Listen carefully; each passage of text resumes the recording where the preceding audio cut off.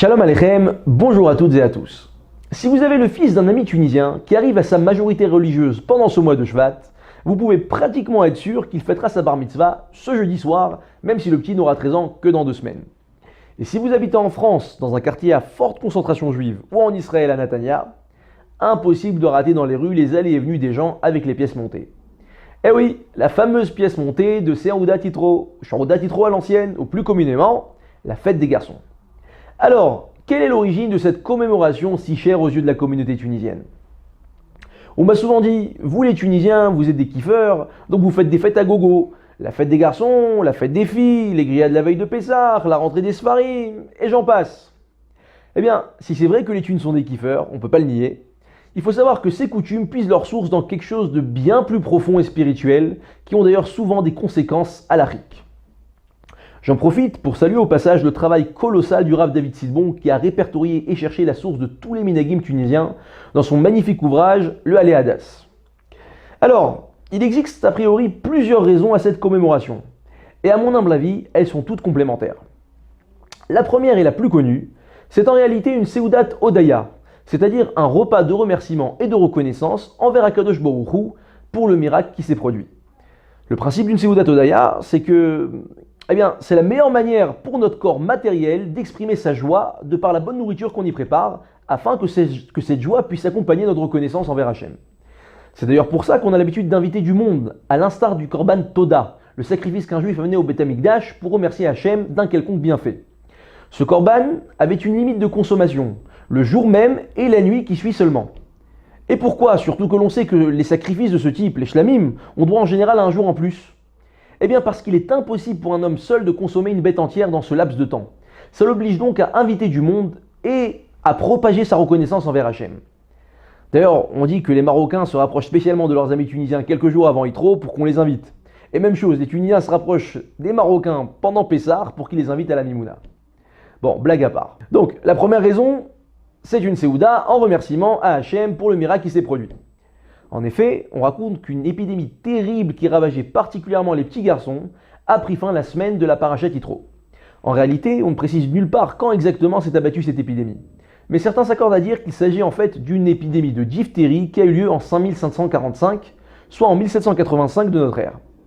Le livre de référence sur les Chachamim de Tunis énumère les différentes épidémies et raconte que celle de 1785 était terrible et touchait particulièrement les jeunes enfants. Je précise d'ailleurs que cette période était une des plus florissantes au niveau des rabbinim en Tunisie. On en parlera peut-être dans un autre cours, Bezrat Hashem. Les petits garçons sont donc mis à l'honneur et la table est mise avec de la vaisselle miniature comme dans une dînette et tous les autres aliments d'ailleurs sont préparés en miniature. A l'origine, on préparait un pigeon pour chaque garçon. Pourquoi le pigeon? Eh bien, j'ai lu une fois qu'on raconte qu'un pigeon était apparu sur le toit de la synagogue et qu'à partir de là l'épidémie s'était arrêtée. Certains livres rapportent qu'Eliyahu Hanavi était apparu en rêve à une femme et lui avait dit d'égorger un pigeon pour que l'épidémie s'arrête. D'autres encore avancent que c'est en mangeant du pigeon que les enfants ont guéri. Soyons honnêtes, ces théories relèvent plus de la légende. Je pense que tout simplement la raison c'est parce que le pigeon est la viande, le gibier le plus petit, à l'instar des autres aliments miniatures de cette Séouda, et sûrement aussi du fait qu'il s'agisse d'une denrée rare et assez chère. Aujourd'hui, bien évidemment, il est pratiquement impossible de trouver du pigeon et les gens le remplacent par un coquelet. Mais attention, c'est uniquement symbolique. Il ne faut pas se prendre la tête à trouver un coquelet par tous les moyens. Déjà à l'époque, les rabbinim avaient cherché à annuler cette coutume parce que les commerçants en profitaient pour en tirer des prix exorbitants. Maintenant, pourquoi le jeudi? Eh bien, j'ai pas vu d'explication à ce sujet, mais je pense qu'il ne faut pas chercher midi à 14h, le jeudi étant le 5e jour de la semaine et le jour où les poissons ont été créés. À bon entendeur. La deuxième raison est toute simple. En souvenir de la Séouda que Yitro avait fait en l'honneur d'Akadosh Baruch Hu, après avoir entendu tous les miracles et avoir rejoint le Ham Israël dans le désert, comme il est écrit, Vaikach Yitro choten Moshe ola uzvachim Elohim, vayavo Aaron vekchol zikne Israël lechol lechem aim choten Moshe lifne a Elohim. Yitro avait approché des offrandes, des sacrifices pour Akadosh Baruch Hu. Il avait invité Aaron et tous les anciens pour manger du pain devant Akadosh Baruch Hu. Certains disent même que c'était la Séouda en l'honneur de sa Brit Mila au moment de sa conversion. Mais bien entendu, il est assez surprenant qu'on ait fixé une commémoration en l'honneur de cette Séouda particulièrement. On a vu d'autres Séouda de remerciement à Hachem dans toute la Torah, même plus importantes que celle-là. C'est pour ça que j'ai précisé au début que toutes ces raisons étaient en fait complémentaires. Le Alé Hadas d'ailleurs pense que cette raison est uniquement la source de l'appellation Séouda Titro, la Séouda de Yitro, comme celle que celui-ci avait fait dans le désert. La dernière raison, que certains partagent en deux, est sans conteste la plus véridique et la plus forte. La paracha Yitro est la paracha où est rapporté l'épisode du don de la Torah sur le mont Sinaï, le point culminant de tout le peuple juif. C'est dans cette paracha où sont lus les 10 commandements, qui d'ailleurs inclut les 613 commandements de notre Sainte Torah. Pour exprimer notre joie et pour montrer aux enfants du Kouteb. Alors le Kouteb, c'était le nom qu'on donnait au Talmud Torah dans la majorité des pays arabes, l'équivalent du Heider en Europe. Donc c'était pour montrer aux enfants du Kouteb l'importance de la Torah et l'amour qu'on lui porte, qu'on célébrait cette fête. C'était d'ailleurs une sorte d'intronisation pour ces jeunes garçons qui allaient entendre pour la première fois les 10 commandements à la synagogue le Shabbat. La lecture des 10 commandements, comme tout le monde le sait, est un moment spécial dans l'année. On voit d'ailleurs l'importance que même les femmes lui accordent, bien qu'elles ne sont pas astreintes à écouter la lecture de la Torah. Les 10 commandements, justement, on les lit avec le Ta'am Elyon, c'est-à-dire des signes de cantillation particuliers, allongés et embellis, spécialement pour l'occasion. La coutume tunisienne est d'ailleurs que tous les fidèles se lèvent au moment de cette lecture afin de ressentir et de se mettre dans l'ambiance majestueuse du mont Sinaï et faire rentrer dans les cœurs de la crainte et du kavod pour la Torah. Mais attention, bien que cette magnifique coutume se soit répandue dans énormément de communautés sfarades, l'avis du Rambam et du Shulchan Aruch est qu'il faut rester assis pour ne pas laisser croire que ces 10 commandements sont plus importants que le reste des mitzvot de la Torah. Et notre maître Rabbeinu Ovadia Yosef a insisté sur le sujet. Donc, en diaspora, on pourra a priori perpétuer cette coutume, alors qu'en Israël, terre qui est sous l'autorité du Shulchan Aruch, il vaudra mieux l'éviter. Maintenant, dans tous les cas, on doit se plier à la manière de faire dans la synagogue où on prie, pour bien évidemment ne pas laisser paraître qu'il y ait 2 Torahs distinctes, chas v'shalom. Bon, on a dévié du sujet, mais le but était de montrer en quoi la lecture des 10 commandements était un moment si particulier. J'ai lu d'ailleurs que la fameuse pièce montée représentait le mont Sinaï, le Har Sinaï, et les dragées, les petites meringues ou les fleurs comestibles qu'ils mettent pour décorer, eh bien ça représente les fleurs qui recouvraient la montagne à ce moment-là. Bon, bien évidemment, cette coutume de la pièce montée est arrivée bien plus tard avec la venue des Français à Tunis. Mais bon, qui sait, peut-être qu'avant, ils représentaient le mont Sinaï en faisant une montagne avec des boules de miel à la place des choux à la crème. Avec cette explication, on peut comprendre aussi pourquoi ça se passait le jeudi soir. Tout simplement parce que c'est la soirée la plus proche du Shabbat où on allait écouter les 10 commandements. Avec tout ce qu'on a dit, on comprend ô combien la dimension spirituelle de cette fête est forte. Et cela bien au-delà des traditions culinaires qui n'est qu'un moyen d'exprimer, un moyen matériel d'exprimer cette joie spirituelle.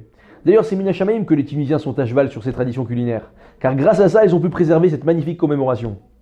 D'ailleurs, il faut savoir qu'à l'origine, une grande partie des Juifs d'Algérie avaient eux aussi la coutume de faire la Séouda Titro. Mais on voit bien qu'aujourd'hui, eh bien, ils l'ont oublié. Il est donc important de raviver cette ambiance de Kdusha, de sainteté qui était celle de l'époque, avec des paroles de Torah à table, des chants de joie, bien évidemment pas que des chaflot et des talil, mais des chants en l'honneur d'Hachem et de sa Torah. Et bien évidemment, faire participer au maximum les jeunes enfants. Ils sont le centre de cette fête qui doit leur faire ressentir dans la bouche la douceur et l'amour de notre Torah. C'est d'ailleurs pour ça qu'il y a des makrous, des yo-yo et toutes les autres pâtisseries au miel. Que ce soit une vraie simcha, en étant joyeux mais en restant sobre. Attention, il ne faut pas trop forcer sur la bourra, parce que c'est vrai, vu qu'on amène des petits quarts de bourra, comme tous les autres aliments miniatures qu'on amène, eh bien on peut avoir tendance à minimiser la bourra consommée et rapidement dévier. À l'époque, on imprimait un feuillet spécialement pour la Séouda Titro, à l'instar de la feuille de miel de Rosh Hashanah que tous les Tunisiens connaissent bien. On consignait à l'intérieur les bénédictions sur les aliments, les bénédictions sur l'étude de la Torah, les 10 commandements, le Birkat Hamazon abrégé pour les enfants, ainsi que la lecture du schéma des enfants avant de dormir. Il incombait aux jeunes garçons de réviser ce feuillet avant le repas. En parlant de ça, il faudra bien faire attention à réciter les bénédictions appropriées sur les différents aliments ce soir-là. D'ailleurs, je conseille à tout le monde de faire amotzi sur du pain ou sur des chalotes. Tout d'abord parce qu'une vraie séouda, c'est qu'avec du pain, mais surtout qu'il soit très probable que ce que vous pensiez être mésonote s'avère être en réalité amotzi. Parce que si la pâte de vos navettes et de vos mini pizzas n'ont pas un goût sucré, un goût d'huile ou un goût de jus de fruits bien perceptible au palais, eh bien c'est amotzi. Je précise un goût perceptible parce qu'il faut absolument le ressentir dans la bouche. Ça ne suffit pas qu'il y ait telle ou telle quantité de sucre dans la recette pour que ça soit mésonote. J'ai précisé les navettes et les pizzas parce que les fricassés et les briques, eux, seront toujours mésonotes parce qu'ils ont été frits et pas cuits. Et même si ces navettes et ces pizzas ont un goût sucré et sont a priori mésonotes, eh bien il est possible que vous mangez une quantité de 216 grammes. Déjà avec 8-9 pièces, on rentre dans un problème. Donc, et que vous soyez obligé de toutes les manières de faire Birkat Hamazon à la fin. C'est pour cela que la meilleure chose à faire, c'est de se laver les mains, faire Netilat Yadayim et faire Hamotzi. Autre précision importante, les Chachamim avaient instauré ce jour-là de ne pas réciter les Tachanunim, les supplications du jour à la synagogue. À Tunis, c'était le jeudi qu'on ne les récitait pas, ni à Shachrit, la prière du matin, ni à Mincha, celle de l'après-midi, ainsi que le Mincha de la veille, donc mercredi. Comme c'est le cas pour toutes les fêtes d'ailleurs. Dans le sud de la Tunisie, à Gabès, Zarzis, Djerba, etc., eh bien c'était le vendredi qu'on ne les récitait pas. Ce qui paraît d'ailleurs logique vu que la Séouda se déroule le jeudi soir. Aujourd'hui encore, dans les synagogues tunisiennes, Baruch Hashem, on perpétue cette coutume. Et vous pouvez de là mesurer l'ampleur de cette fête. Il faut savoir qu'il est très difficile d'annuler ce minag des supplications, qui était déjà mentionné il y a plus de 1500 ans dans la Gemara. Et malgré tout, les Chachamim de Tunis ont jugé que cette commémoration était assez importante pour ne pas les réciter. Il ne me reste plus qu'à vous souhaiter une très bonne fête et qu'Hachem fasse que l'on soit toujours dans les joies. Et n'oubliez pas, dans la Gdusha, dans la sainteté, Shabbat Shalom.